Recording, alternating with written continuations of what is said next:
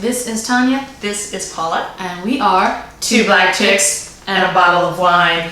We are at week 7 of the competition. Oh, I can't take this. neither can I. Seriously, it is wreaking havoc on my neuroses. It's just killing me. Yes, this week we saw the top 8 in action. Yes, and we saw 2 more eliminated, giving us the top 6. Oh boy. As always on our show, the no guest judges. Again with no guest judges. What is that? What is that? I'm gonna leave that alone for now. Are we? Are we?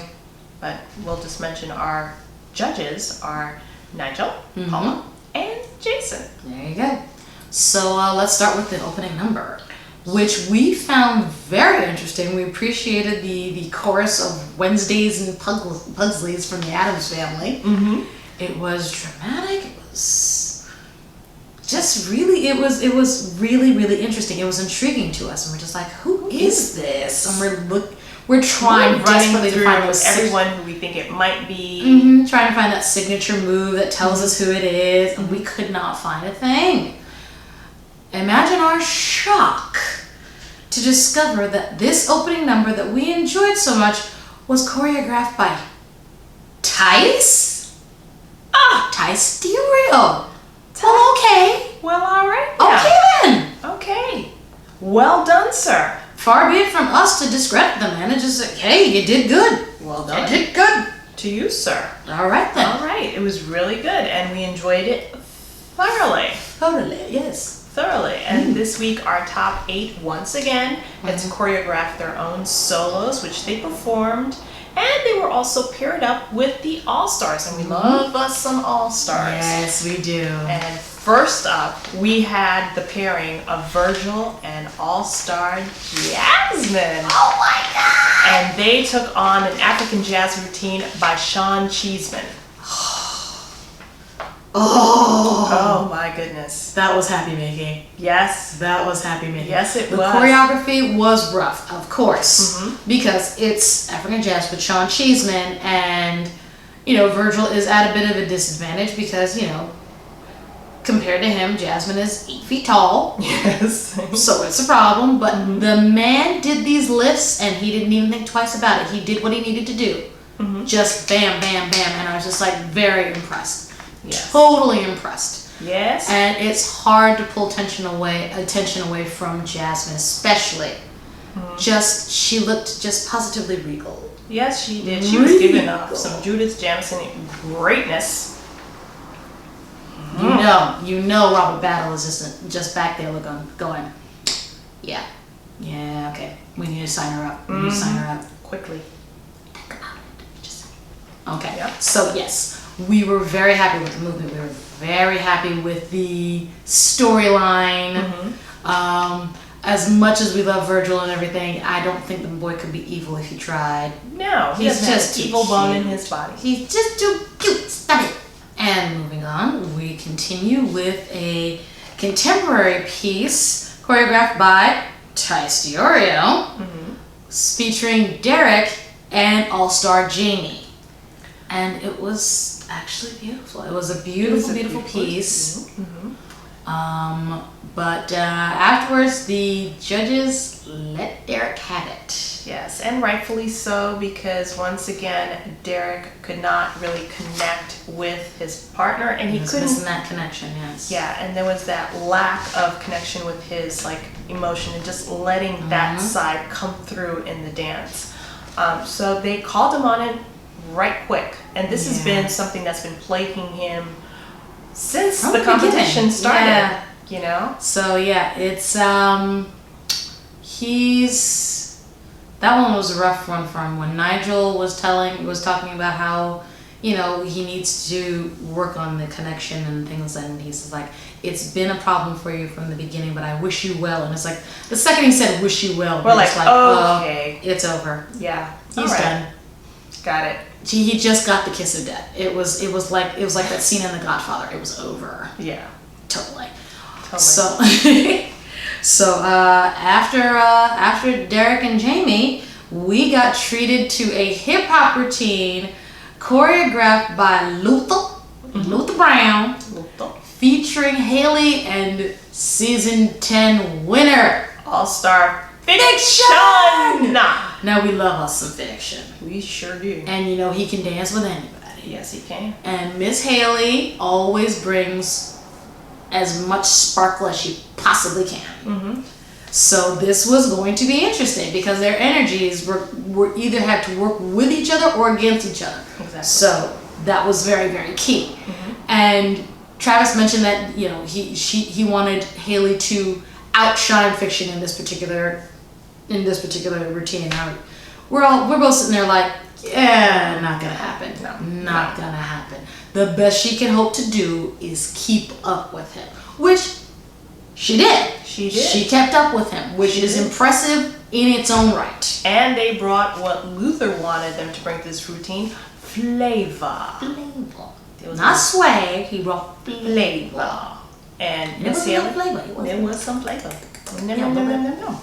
Yes. Yes. And Miss Hailie, she did it. Yes. She brought the flavor, and she's really good for that. She brought the sass, she brought the spunk, and you did not want it with that bodysuit. No. Good God. You did not want it. Was that vinyl? Was that leather? Was that someone else's skin? I'm not quite sure. It was hot. It was painted on. It was painted on. She just dipped herself in latex and just went with that. That's the only explanation I can come up with. But Hailie served it. Yes, she did. She served us some flavor tonight, along with Fiction, and she did a good job in this routine. Mm-hmm. She did a really, really good job. And then afterwards, we had Megs and All-Star Paul take on a Paso Doble by Jean-Marc Généreux.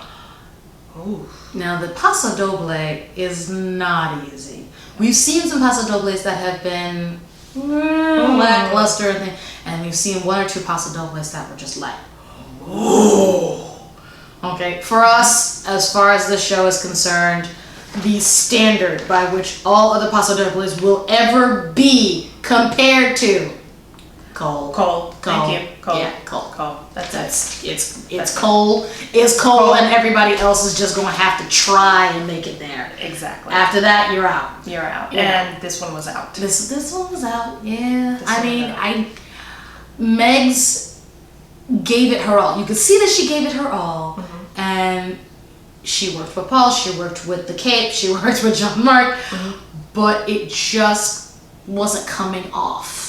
It's that core strength, that core, working from the core, which you don't is essential in ballroom. Yeah, you don't realize how necessary the core stuff is until it's what you have to depend on to hold a pose in the middle of the routine. And she had to hold on to it, and she couldn't do it because of the core. And yeah, if we notice, it was just like, ooh. Yeah. It's like the posture, the footwork, and everything that's necessary in this Paso Doble was missing, and it was missing that flow, that swiftness, and that fire. And the fire. It was not Jean-Marc Généreux asked for passion. He did not get it. He did not get that. No passion. But what are you gonna do? What are you gonna do? It is what it is. And then afterwards, we had Neptune and Kayla take on a jazz routine by Ray Leeper. Now, mind you, the routine itself, I actually found pretty damn cool. It was good. It was good. It was good routine. stuff. There were moments where we were just like, okay, we need a little ice water up in here. Yeah, and I think Neptune did in this what was kind of missing from the first two routines, which from the routine with Derek, yes, with Derek and with Megs, yes. and this was connection. He connected with Kayla on this one. Yes. But like Megs, his lack of technical training showed here, which the judges caught and they called him on it. Yeah. It was really rough going. It was really rough, but I enjoyed the routine. I mean, I enjoyed it, and his connection with Kayla and how they worked it. It was great, and you got to give Neptune a lot of credit because he really he worked. He absolutely has been working all season long. All season long. Like improved upon from the moment he started up until incredibly so. Yes, absolutely. I will not deny that in any way. Just yes, absolutely. Absolutely. Great job, Neptune. I enjoyed the routine. It was a great jazz routine. We liked it, Neptune. We liked it. Yes, we did. And then after this, we had Jim, who gave an awesome solo. Okay, it was breathtaking. Oh, And what it did was he so do, stunning. Miss Paula, with that toe? Just surgery. He did open heart surgery with that toe. Yes, he did. Yes, he did. We don't watch it now, but let's get into the Jim routine. got a chance to dance with All-Star Comfort in this hip-hop routine choreographed by Farside and Phoenix. And they were serving up some mythical goodness here. Yes. Jim was the eternal hero Perseus, and Comfort was the ever-present villain Medusa. And after the routine, the judges called him on, not connecting with his partner. Now, normally we'd be like, yeah, okay, we understand that. But the entire point is she's playing Medusa. He can't He look at her. He literally can't look at her, because if he does, she turns to stone. It's just that simple. And they're just like, oh, you didn't really connect with him. Dude, really? I mean, that was the whole point of why Phoenix and Farside choreographed this, and they chose these two characters because they wanted to add that element where they wanted them to connect on a physical level, and they thought that it would be a great added challenge for Jim if he would to do this without having to look at his partner, but yet at the same time, pull off these great moves and convey that connection. Now, don't get us wrong. We do understand that, yes, this was out of his comfort zone. But I think he did better. He was more comfortable in this than he was in last week's routine. Oh, yes. Yes. Yes, he was more comfortable with this than he was with last week's routine. And I know for a ballet boy that could not have been easy. Yeah. So I was just like, people, he's not allowed to look at her. Cut the boy a break. But hey, this is the top 8. This is where it gets very exceedingly picky. Yes. So yeah, it's going to get ugly. I thought Jim did a great job in this routine. Well, we love Jim, so yes. We do. We love us some Jim. And we also love us some Gabby. Yes. Who was paired up with All-Star, another one of our favorites, Robert. Robert, well done. Lovely, oh boy. lovely contemporary routine by Mandy Moore. Oh, the feels. Oh, the feels. Oh, the feels. All of this the feels. right here.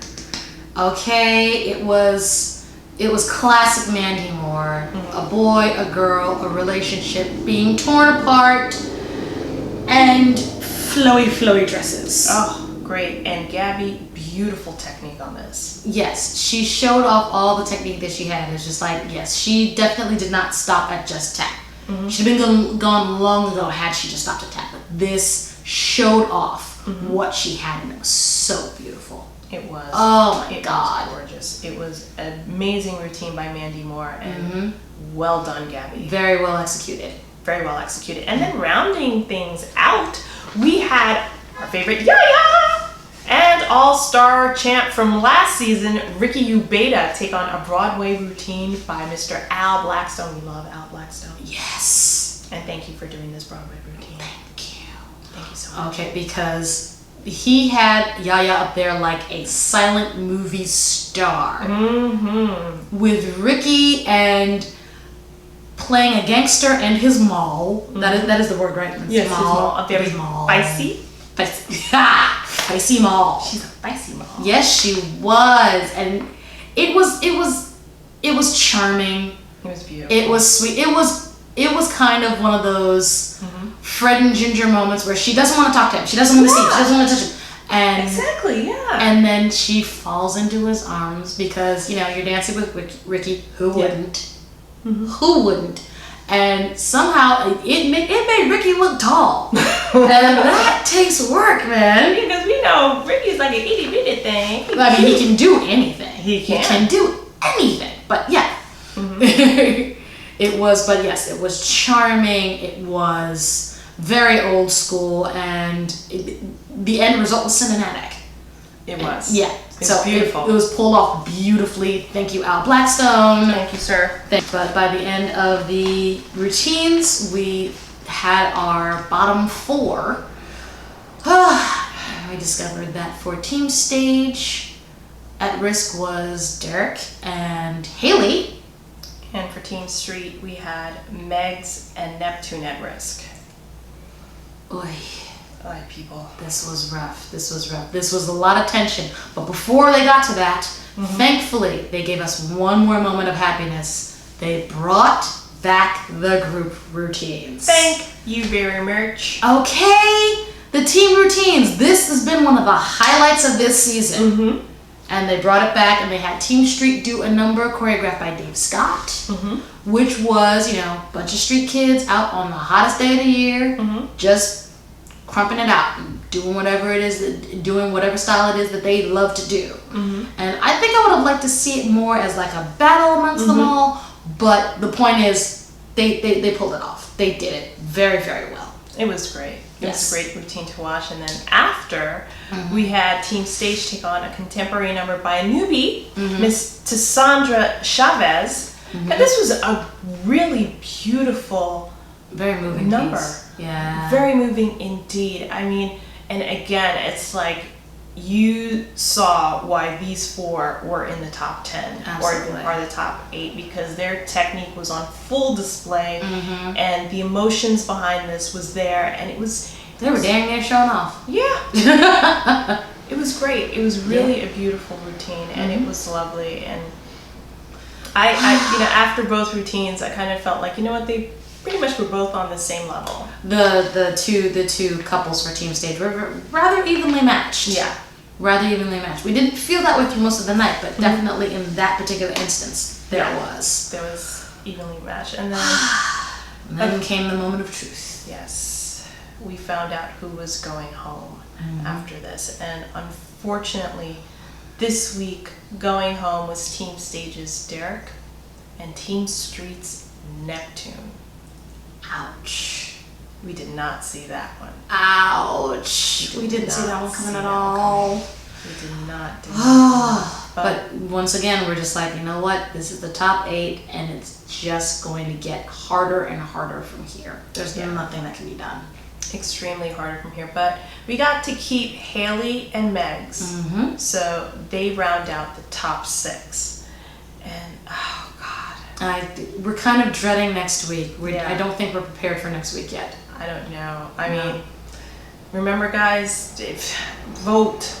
Yes. Vote. It is so important that you vote. The competition is getting It's okay. Yes, be sure to vote, and please leave comments and contact us, and just let us know how you feel about all this. Yes, please do. What do you think? What do you think? I mean, you can find us on Facebook. We're at 2 Black Chicks and a Bottle of Wine, the SYTYCD edition. Or you can check us out on Twitter at Tanya_and_Paula. Or you could rate, comment, and subscribe to our videos at our YouTube channel. The 2 Black Chicks and a Bottle of Wine. Yes. Yes. There's like a little button down there. You can just hit subscribe. that. Just hit it. And you know we love new subscribers, and Yes. we'll definitely give you guys a shout out if you subscribe. So next week is the top 6. We are at the top 6, guys. That means it's We're gonna oh my God. We can't cope, y'all. We can't cope. This is just too much. It's too much. But again, as you know, next week we have top 6, more all-stars. And 2 more eliminations. Oh dear God. But those eliminations will result in our final 4. Oh my goodness. I know! Oh gosh. Okay, we're okay. We're cool. But it's alright. We're until good. then, guys, you know, make sure you stock up on your wine, beer, hard liquor, Tissues. whatever you need to get you through that show for the weekend. So Carbs. you be prepared. I suggest carbs. Yeah, so Totally. you be prepared. We went next through Monday. a pint of ice cream. No joke. It was good ice cream though. It was good though. Thank you, Paula. Totally good. It was great. But all right, guys, that's it for this week. So now you have your top 6. And we'll be here next week for the top 4. Oh, God. In the meantime, kids, this is Tanya. This is Paula. And we are 2 Black Chicks and a bottle of wine. We'll see you next week. Bye, guys. Bye.